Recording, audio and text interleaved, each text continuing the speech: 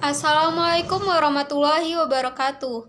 Kami Grup B akan mempresentasikan hasil diskusi kelompok kami mengenai kerangka dasar dan struktur kurikulum 2013 dengan dosen Ibu Mirna SPD MPD.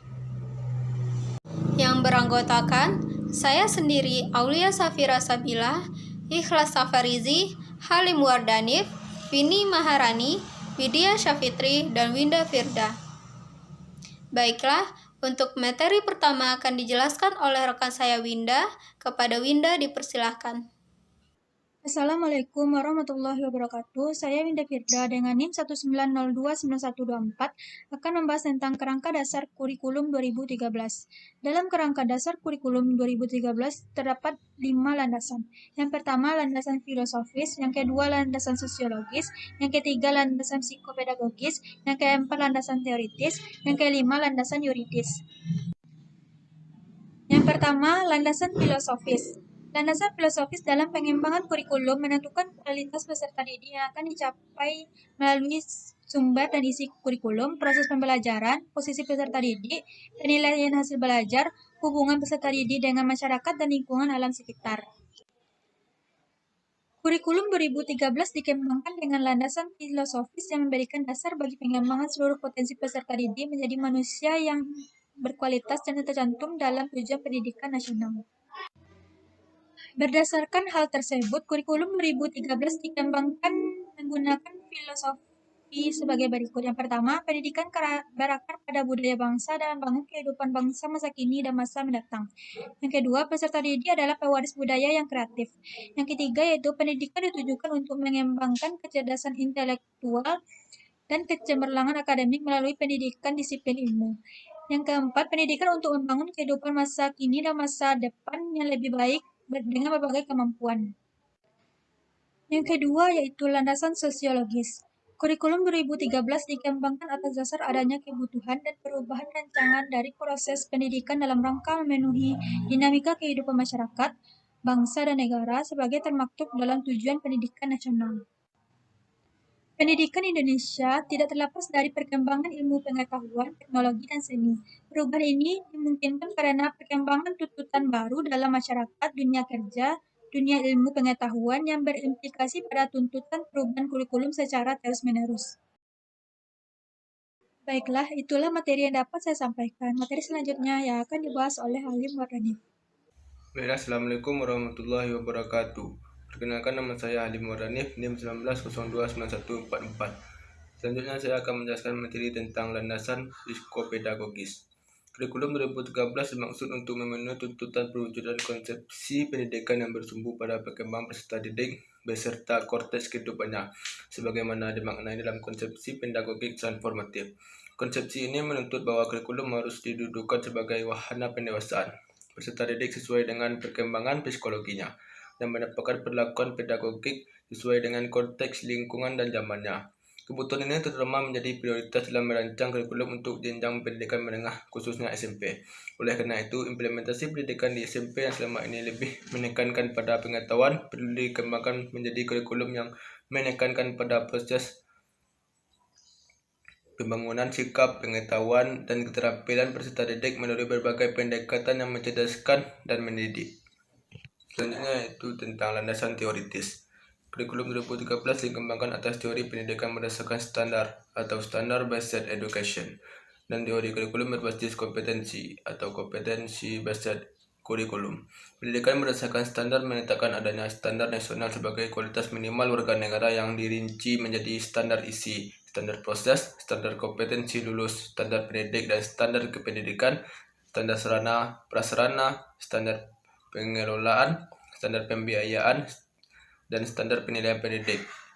Kurikulum berbasis kompetensi dirancang untuk memberikan pengalaman belajar seluas-luasnya bagi peserta didik dalam pengembangan kemampuan untuk bersikap, berpengetahuan, berketerampilan, dan bertindak.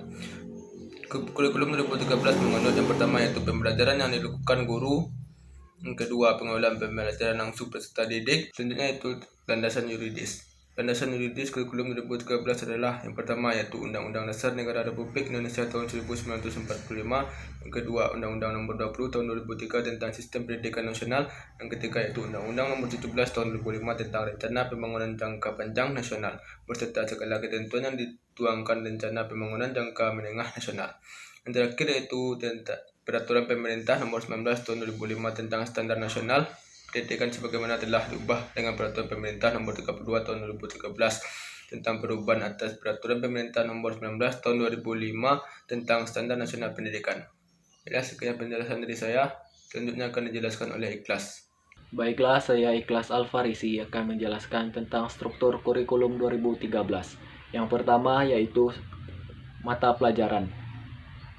Struktur kurikulum SMP MT atau MTS terdiri atas mata pelajaran umum kelompok A dan mata pelajaran umum kelompok B.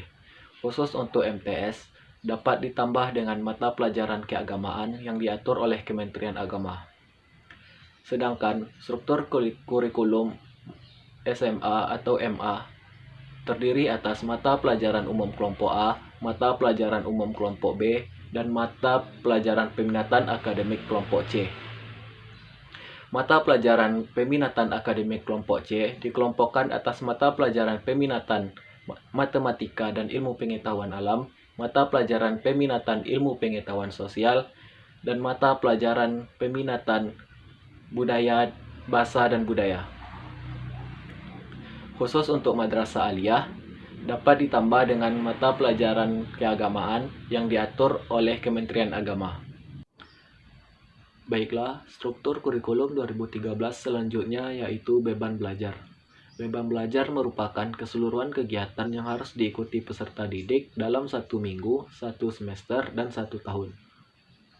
Beban belajar di SMP atau MTS sebagaimana yang diatur dalam Permendikbud nomor 35 tahun 2018 bahwa beban belajar untuk MTS atau SMP dinyatakan dalam bentuk jam pelajaran per minggu.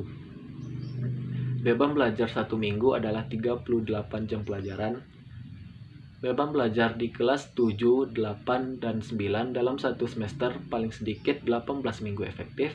Beban belajar di kelas 9 pada semester ganjil paling sedikit 18 minggu efektif, sedangkan pada semester genap paling sedikit 14 minggu efektif. Sedangkan beban belajar di SMA atau MA sebagaimana yang diatur dalam Permendikbud nomor 36 tahun 2018 bahwa beban belajar di SMA atau MA dinyatakan dalam jam pelajaran per minggu. Beban belajar 1 minggu kelas 10 adalah minimal 42 jam pelajaran. Beban belajar 1 minggu kelas 11 dan 12 adalah minimal 44 jam pelajaran. Beban belajar di kelas 10 dan 11 dalam 1 semester minimal 18 minggu. Beban belajar di kelas 12 pada semester ganjil minimal 18 minggu, sedangkan pada semester genap minimal 14 minggu. Sekian materi dari saya.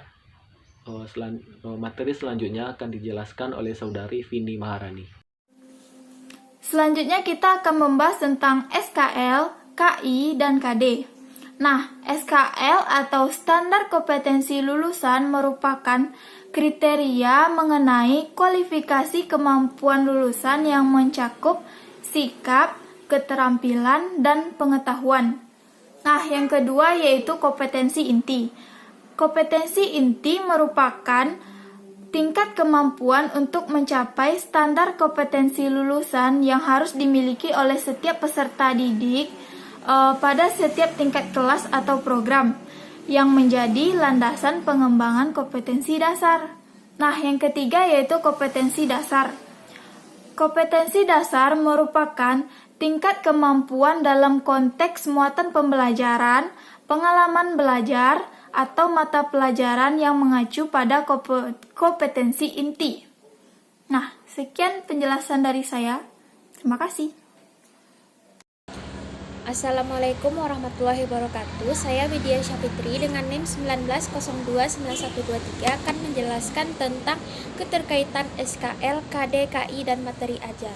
Yang pertama, standar kompetensi lulusan adalah kriteria mengenai kualifikasi kemampuan lulusan yang mencakup sikap, pengetahuan, dan keterampilan. Yang kedua, kompetensi inti merupakan tingkat kemampuan untuk mencapai standar kompetensi lulusan yang harus dimiliki seorang peserta didik pada setiap tingkat kelas atau program yang menjadi landasan pengembangan kompetensi dasar. Yang ketiga yaitu kompetensi inti mencakup sikap spiritual, sikap sosial, pengetahuan, dan keterampilan yang berfungsi sebagai pengintegrasi muatan pelajaran, mata pelajaran, atau program dalam mencapai standar kompetensi lulusan.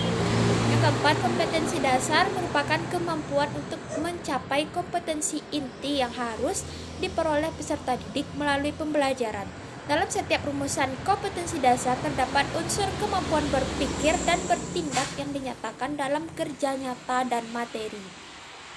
Standar kompetensi lulusan adalah muara utama pencapaian semua mata pelajaran pada satuan pendidikan. Kompetensi inti merupakan pijakan pertama pencapaian yang dituju semua mata pelajaran pada tingkat kompetensi tertentu.